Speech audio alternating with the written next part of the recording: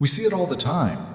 The neon-drenched streets of Blade Runner, the impossible predictive interfaces of Minority Report, the terrifying self-awareness of HAL 9000.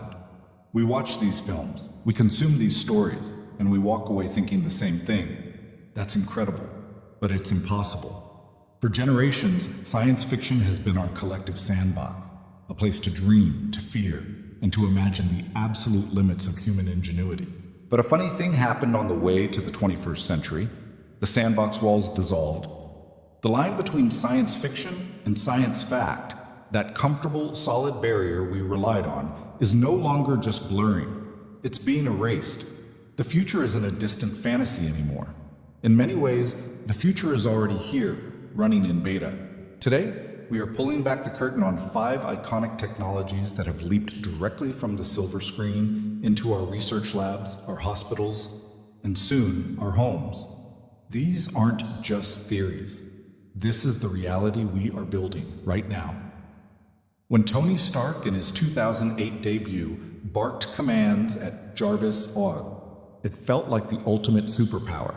Not the suit, the assistant. Jarvis wasn't just a voice assistant. It wasn't just Google set a timer. It was a collaborator. It understood context, nuance, and even sarcasm.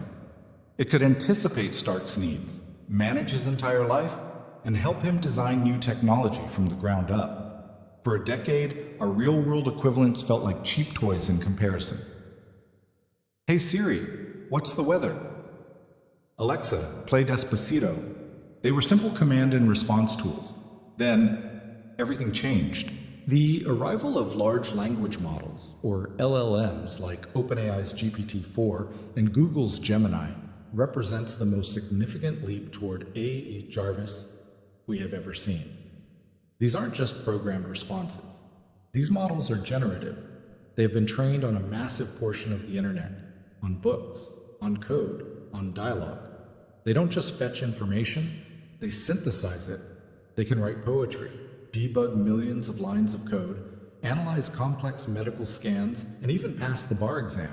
When you have a conversation with an advanced AI today, it remembers what you said 5 prompts ago. It understands context. It can help you brainstorm, draft complex emails, and plan a 5-course meal based on the random ingredients in your fridge. But this brings us to the very human question posed in the 2013 film, Her. In the film, Theodore Twombly falls in love with Samantha, an operating system.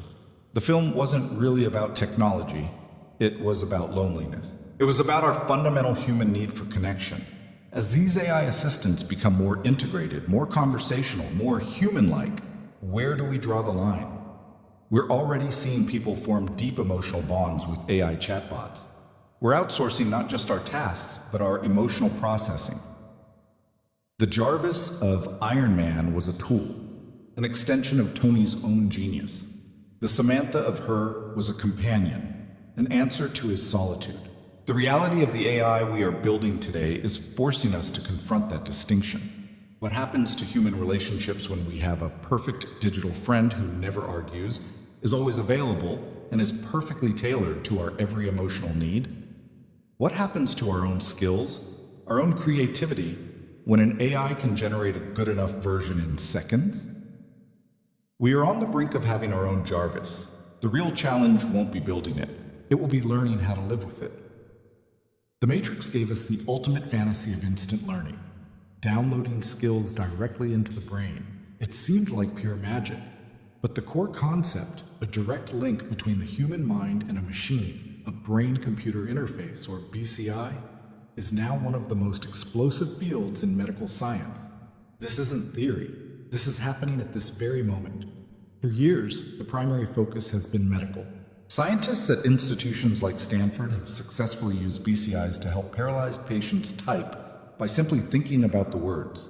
Electrodes implanted in the brain read the neural signals for speech, and a computer decodes them into text, allowing people locked inside their own bodies to communicate again. But then, Elon Musk's Neuralink entered the scene, shifting the conversation from restoration to augmentation. In 2024, Neuralink announced its first human patient had successfully received an implant. This device, called telepathy, aims to allow a user to control a computer or a phone just by thinking. The initial goal is to help those with severe paralysis, like the late Stephen Hawking. But the long-term vision, that's pure science fiction. The Neuralink device isn't just reading signals. It's implanting over 1,000 microscopic threads deep into the brain. The potential and the peril is staggering. On one hand, this is a miracle. Imagine a world where paralysis no longer means silence, where degenerative diseases like ALS or Parkinson's lose their power to isolate. But let's follow this thread to its logical, matrix-like conclusion. If you can control a phone, can you control a drone, a weapon system? If you can send thoughts out, can a machine send data in? Could you, one day, download Kung Fu? The human cost here is immense. We're talking about surgically altering the very organ that makes us us. Our brain is not a hard drive. It is a wet, chaotic, electrochemical soup that holds our memories, our traumas, our hopes, and our identity. What happens when this technology is available, but only to the rich? We already have a digital divide. Are we about to create a neurological divide? A new class of enhanced humans? And what about security? If your laptop gets a virus, it's a bad day. If your brain gets hacked, it's a concept too terrifying to truly comprehend. The Matrix download is no longer a fantasy. It's an engineering problem, and with it comes an ethical minefield that we are only just beginning to navigate. For most of history, a robot was a simple, dumb machine. It welded a car door. It vacuumed your floor. It was a tool.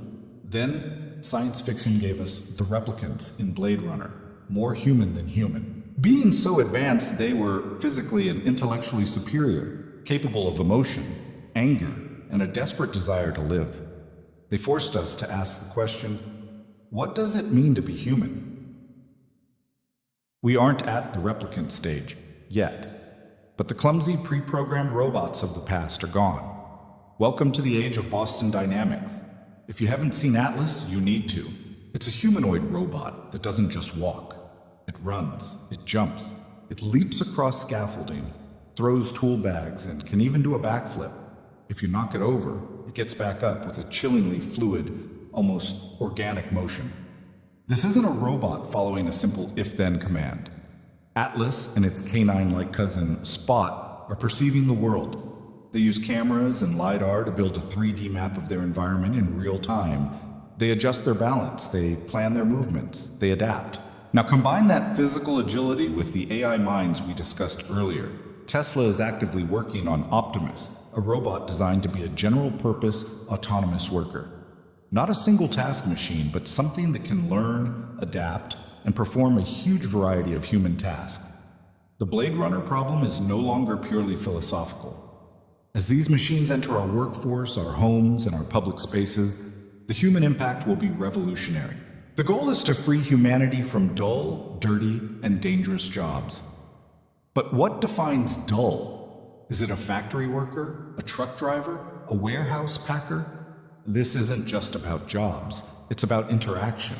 We are rapidly approaching the uncanny valley, that unsettling feeling we get when something looks almost human, but not quite. As these robots become more lifelike, how will we treat them?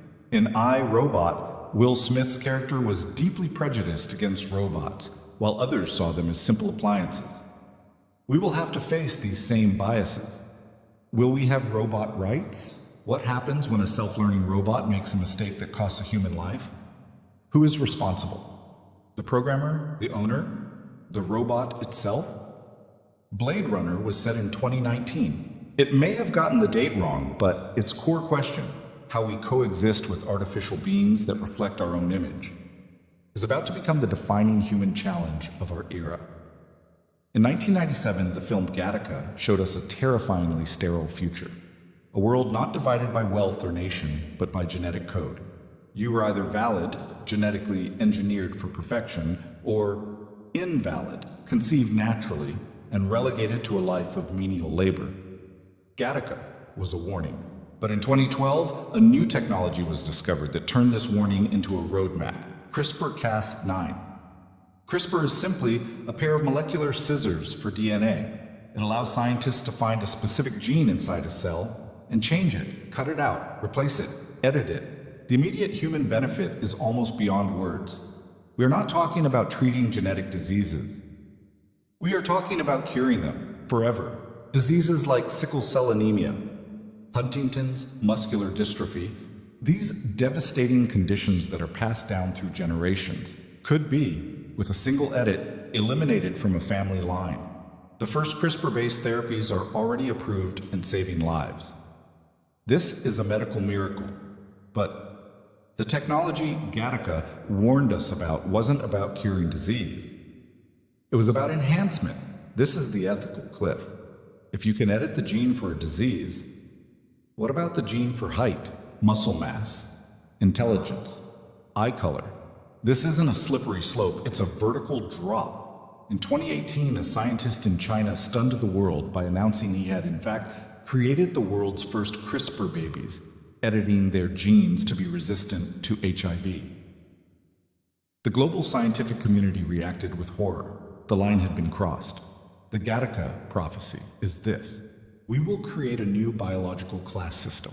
A world where the wealthy can afford to give their children every genetic advantage while the invalids are left behind. Think of the human cost. Think of the pressure on parents. If you had the choice to give your child a better, healthier, smarter life, could you refuse? Would you be forced to? We are on the verge of taking control of our own evolution. We will have to decide as a species what it means to be human. Is it our flaws, our imperfections, our randomness? Or is it our relentless drive to improve, to transcend our own biology? Gattaca is no longer science fiction. It is a policy document, and we are desperately late in writing the regulations. Our final technology is perhaps the one that will change our perception of reality itself. Remember Tom Cruise in Minority Report standing before a transparent screen, flicking data, images, and videos through the air with his hands. It was the ultimate futuristic computer interface. For the past 20 years, our window into the digital world has been a flat 2D screen, a phone, a laptop, a TV. We look at the internet, but that era is ending. The technology of Minority Report is called augmented reality, or AR. It doesn't transport you to a new world like virtual reality, VR, does. Instead, it overlays digital information onto the real world. We've had basic versions for a while, think Pokemon Go, but the true leap is happening now. Devices like the HoloLens, and most significantly, the Apple Vision Pro, are introducing the world to spatial computing. When you put on one of these headsets, you don't look at a screen. Your entire world becomes the screen. You can have your email floating next to your coffee pot, a 3D model of a human heart on your desk. You can watch a movie on a screen the size of a building, right in your living room. You can talk to a colleague who appears as a photorealistic persona sitting on your couch. This is the Minority Report interface made real. The human implications are profound. This changes everything. Work will no longer be tied to a desk. Education can become immersive, letting students walk through ancient Rome or dissect a virtual frog. Social interaction will fundamentally shift, but there is a human cost. What happens when you can't tell the difference between a real person and a digital persona? What happens to shared reality when my AR overlay is showing me a beautiful park, while yours is showing you a war zone? And what about the data? In Minority Report, the interface was used for surveillance, to predict crime before it happened. In our world, these devices will have cameras and sensors pointing out, scanning the world. But they will also have sensors pointing in, tracking your eyes. Eye tracking is the holy grail for advertisers. These companies won't just know what ad you looked at. They will know what you lingered on, what made your pupils dilate, what captured your subconscious attention. We're inviting a digital layer into our most private spaces and giving it access to our most private biological cues. The Minority Report interface is here. It's powerful, it's intuitive, and it's coming for our reality. We must decide what the rules of this new augmented world will be before it's built for us. Jarvis, brain-computer interfaces, replicants, designer babies, and the all-seeing spatial web. These aren't just movie plots. They are our present. They are the technologies that will define the 21st century. Science fiction, it turns out, was never really about the future. It was always a mirror, reflecting our present hopes and our deepest fears. It was a way for us to ask, what if? Now, we no longer have the luxury of asking. We are living in the what if. The future isn't something that happens to us. It's something we build. We are the architects of the next age. And the most important question we have to answer is the one that every great science fiction story has always asked. Just because we can, does it mean we should? The script is written. The scenes are set. The only question is what kind of world we choose to create.